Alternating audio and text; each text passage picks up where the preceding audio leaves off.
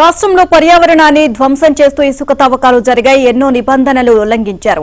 నదీ ప్రవాహాలను దారి మళ్లించి మరీ అక్రమ మైనింగ్ చేశారు. అక్రమాలను అడ్డుకొని పర్యావరణాన్ని కాపాడాల్సిన గనుల శాఖ ఘోరంగా విఫలమైంది. ఇవి ఎవరో చెప్పిన మాటలు కాదు, ప్రతిపక్షాల విమర్శలు అంతకన్నా కాదు.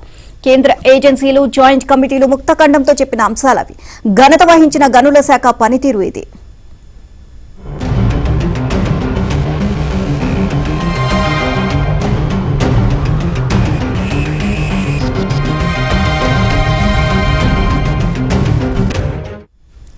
రాష్ట్రంలో ఇసుక అక్రమ తవ్వకాలపై ఎన్జీటీకి కేంద్ర ఏజెన్సీలు, జాయింట్ కమిటీలు నివేదికలు ఇచ్చాయి. గనుల శాఖ కోరిక మేరకు ఇసుక రీచ్ల్లో తవ్వకాలు చేపట్టేందుకు పర్యావరణ అనుమతులు ఇచ్చే బాధ్యత మాత్రమే తమదని, పర్యావరణ పరిరక్షణ చట్టాల అమల్లో director mines and geology nodal విభాగంగా పనిచేస్తుంది. 2021 ఆగస్టులో ఎన్జీటీ ఇచ్చిన ఆదేశాలు, ఆ తర్వాత అనేక సందర్భాల్లో ఇచ్చిన మార్గదర్శకాలు, 2023 మార్చి 23న ఇచ్చిన ఈసీలు రద్దు చేస్తూ ఇచ్చిన ఉత్తర్వులు, B1 కేటగిరీలోని 110 రీచ్ల్లో మైనింగ్ల నిలిపివేత వరకు ప్రతి ఆదేశాన్ని అమలు చేయాల్సిందిగా గనుల శాఖ డైరెక్టర్కు అనేక దఫాలుగా లేఖలు రాసిన ఈమెయిల్స్ పంపినా అక్రమ మైనింగ్ ఆగలేదని పేర్కొన్నాయి.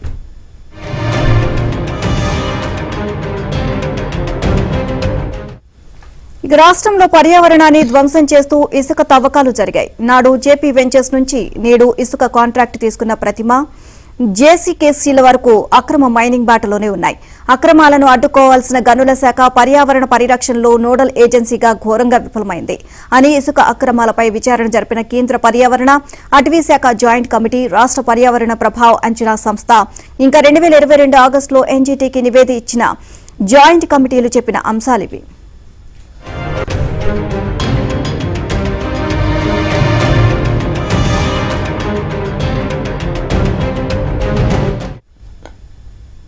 ఇక వీటిని పరిగణలోకి తీసుకునే పర్యావరణ అనుమతులు తీసుకున్న గనుల శాఖ అధికారులు, వారి అండతో ఇసుక తవ్వకాలు జరిపిన జేపీ వెంచర్స్, ఇతర సంస్థలు శిక్షార్హులని ఎన్జీటీ తాజా తీర్పులో వెల్లడించింది. పర్యావరణ పరిరక్షణకు, ఇసుక అక్రమ తవ్వకాల నిరోధానికి డీఎంజీ నోడల్ ఏజెన్సీగా ఉంది.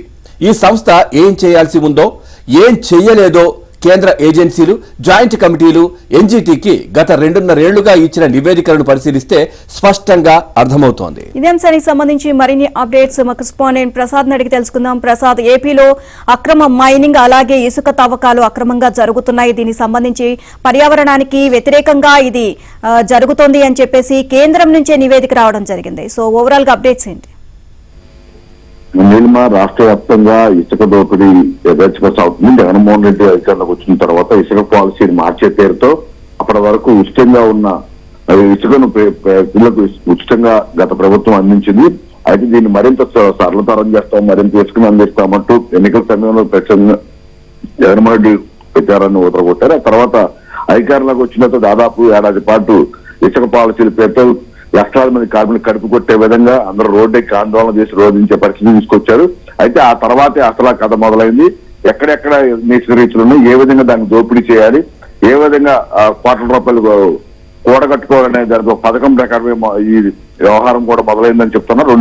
2021 నుంచి కూడా అనేక ప్రాంతాల్లో ఈ ఇసుక తవ్వకాలు యథేచ్ఛగా సాగుతా ఉన్నాయి.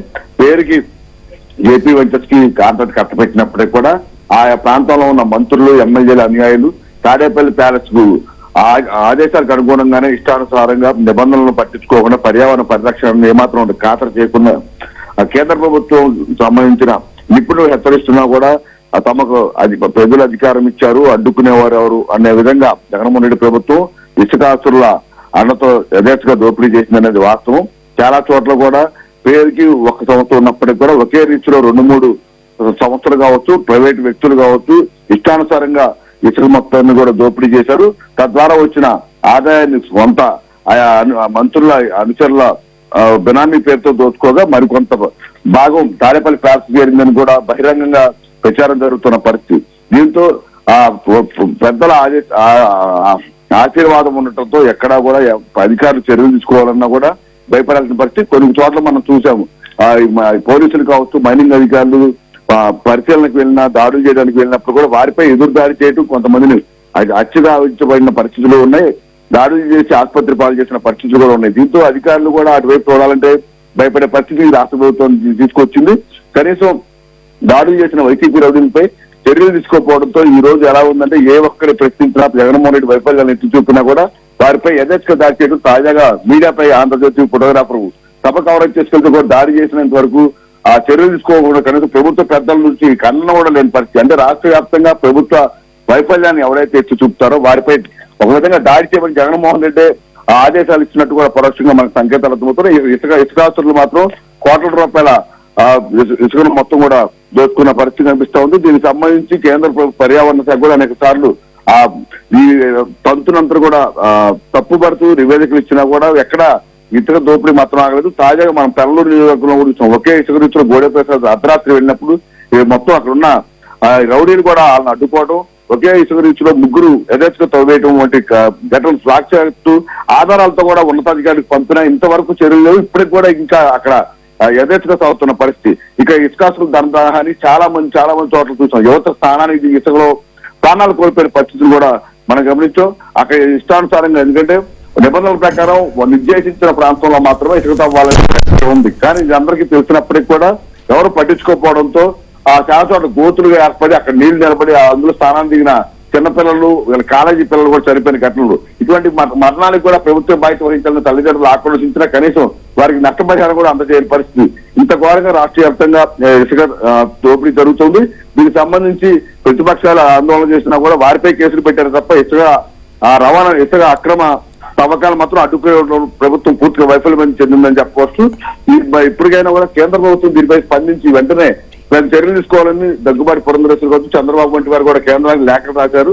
6 హెచ్చరించినా కూడా రాష్ట్ర ప్రభుత్వం తరఫున తీసుకోవాల్సిన చర్యలు తీసుకోపోగా మైనింగ్ ఉన్నతాధికారులు కావచ్చు, రాష్ట్ర ప్రభుత్వ పెద్దలు కూడా ఈ ఇసుక అక్రమ దోపిడీకి అండగా ఉండటంతో ఆంధ్రప్రదేశ్ మొత్తం కూడా అనే చోట ఇదే విధంగా దోపిడీ జరుగుతుంది.